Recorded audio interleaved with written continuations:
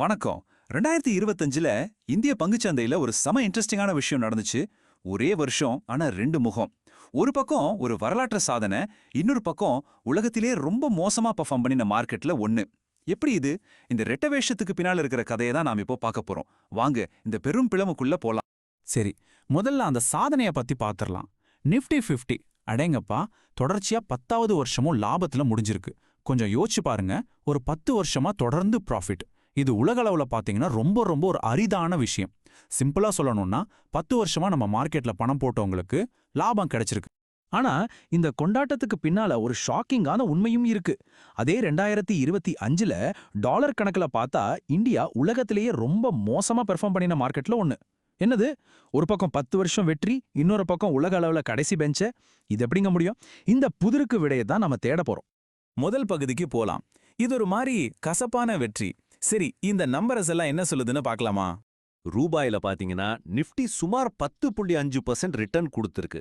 கேட்ட உடனே சூப்பரான பெர்ஃபார்மன்ஸ் தான் தோணும் இல்லையா? நம்ம ஊர் இன்வெஸ்டர்ஸ்க்கு இது கண்டிப்பா ஒரு ஹாப்பி நியூஸ் தான். ஆனா குளோபல் இன்வெஸ்டர்ஸ் கண்ணோட்டத்துல கதை அப்படியே தலைகீழ். எப்படி தலைக்கேன்னு கேக்குறீங்களா? அங்கதான் கரன்சி எக்ஸ்சேஞ்ச் ரேட் உள்ள வருது. நம்ம ரூபாயோட மதிப்பு கொஞ்சம் சரிஞ்சதால அந்த 10.5% ரிட்டர்ன் டாலர்ல கன்வெர்ட் பண்ணும்போது வெறும் 4-5% தான் நிக்குது. அதனால தான் வெளிநாட்டு முதலீட்டாளர்களுக்கு நம்ம மார்க்கெட் growth ரொம்ப டல்லா தெரிஞ்சிருக்கு.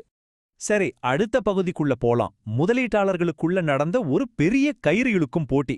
மார்க்கெட்ல மோதின அந்த 2 பெரிய சக்திகள் யாருன்னு பாப்போம். நம்ம கதையோட 2 முக்கிய கேரக்டர்ஸ். ஒன்னு FIIs, அதாவது ஃபாரின் இன்ஸ்டிடியூஷனல் இன்வெஸ்டர்ஸ். இவங்க வெளிநாட்டுல இருந்து வர்ற பெரிய ஃபண்ட்ஸ். இன்னொன்னு DIIs, டொமஸ்டிக் இன்ஸ்டிடியூஷனல் இன்வெஸ்டர்ஸ். இவங்க யாருன்னா நம்ம ஊர்ல இருக்கிற மியூச்சுவல் ஃபண்ட்ஸ் மாதிரி. அதாவது நம்ம மக்கள் சேமிக்கிற பணத்தை மார்க்கெட்ல முதலீடு பண்றவங்க. இதுதாங்க 2025ஓட மெயின் ஸ்டோரியே. ஃபாரின் இன்வெஸ்டர்ஸ், அதாவது FIIs, சுமார் $18 பில்லியன் பணத்தை மார்க்கெட்ல இருந்து வெளியெடுத்துட்டாங்க. யோசிச்சு பாருங்க, இது ஒரு சரித்திரத்திலே இல்லாத அளவுக்கு பெரிய விற்பனை. ஆனா அதே நேரத்துல நம்ம DIIs சும்மா இல்ல. அவங்க சுமார் 3.2 லட்சம் கோடி ரூபாய்க்கு பங்குகளை வாங்கி மார்க்கெட் விடாம ஒரு பெரிய சுவர் மாதிரி நின்னாங்க. இதுவும் ஒரு ஹிஸ்டாரிக் ரெக்கார்டு தான். நம்ம ஊரு இன்வெஸ்டர்ஸோட பவர் எந்த அளவுக்கு இருந்துச்சுன்னு தெரியுமா? எக்ஸ்பர்ட்ஸ் என்ன சொல்றாங்கன்னா, ஒருவேளை DIIs இப்படி வாங்காம இருந்திருந்தா நிஃப்டி 15-20% வரைக்கும் சரிஞ்சிருக்குமா. நிஜமாவே அவங்க தான் மார்க்கெட்டுக்கு ஒரு பெரிய ஷாக் அப்சர்வர் மாதிரி வேலை செஞ்சிருக்காங்க. அடுத்ததா 3வது பகுதிக்கு போலாம். பழைய எக்கானமியோட கம்பேக். சரி, இந்த இழுபறி போட்டியில யார் ஜெயிச்சா யார் தோத்தான்னு பார்க்கலாம். இந்த இன்வெஸ்டர் ஷிஃப்ட்னால மார்க்கெட்ல தெளிவா வின்னர்ஸ் அண்ட் லூசர்ஸ் உருவானாங்க. பேங்க்ஸ், மெட்டல்ஸ் மாதிரியான ஓல்ட் எக்கானமி செக்டார்ஸ் எல்லாம் பட்டைய கலப்பிடுச்சு.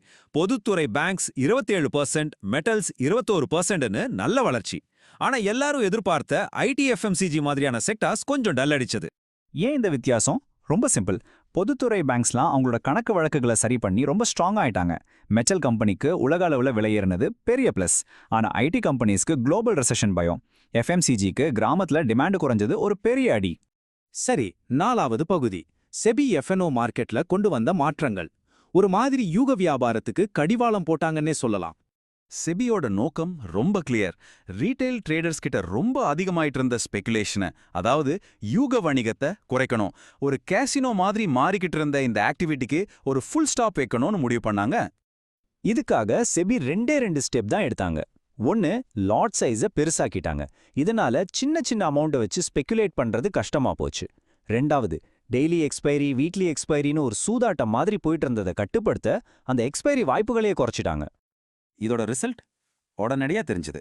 டெரிவேட்டிவ்ஸ் மார்க்கெட்ல ரீட்டைல் பார்ட்டிசிபேஷன் கிட்டத்தட்ட 20% குறைஞ்சது. சோ செபி நினைச்சது நடந்துச்சு. சரி, கடைசி பகுதிக்கு வந்தாச்சு. 2026 எப்படி இருக்கும்? ஒரு சுருக்கப்பட்ட ஸ்ப்ரிங் மாதிரி வெடிக்க போகுதா? அடுத்து என்ன? வரப்போற வருஷத்துக்கு 2 விதமான கணிப்புகள் இருக்கு. புல் கேஸ், அதாவது பாசிட்டிவ் சைட்ல என்ன சொல்றாங்கன்னா, மார்க்கெட் ஒரு காயில்டு ஸ்ப்ரிங் மாதிரி, அதாவது நல்ல அழுத்தி வச்ச ஸ்ப்ரிங் மாதிரி இருக்கு.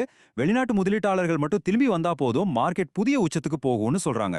பேர் கேஸ், அதாவது நெகட்டிவ் சைட்ல நம்ம டொமஸ்டிக் இன்வெஸ்ட்மெண்ட் கொஞ்சம் ஸ்லோ ஆச்சுன்னா இப்போ இருக்கிற இந்த ஹையான வேல்யூவேஷனை தாக்கு பிடிக்க முடியாது, மார்க்கெட் சரியும்னு ஒரு பயம் இருக்கு. மொத்தத்துல 2025ல நம்ம டொமஸ்டிக் இன்வெஸ்டர் தான் மார்க்கெட்டோட ராஜான்னு நிரூபிச்சிட்டாங்க.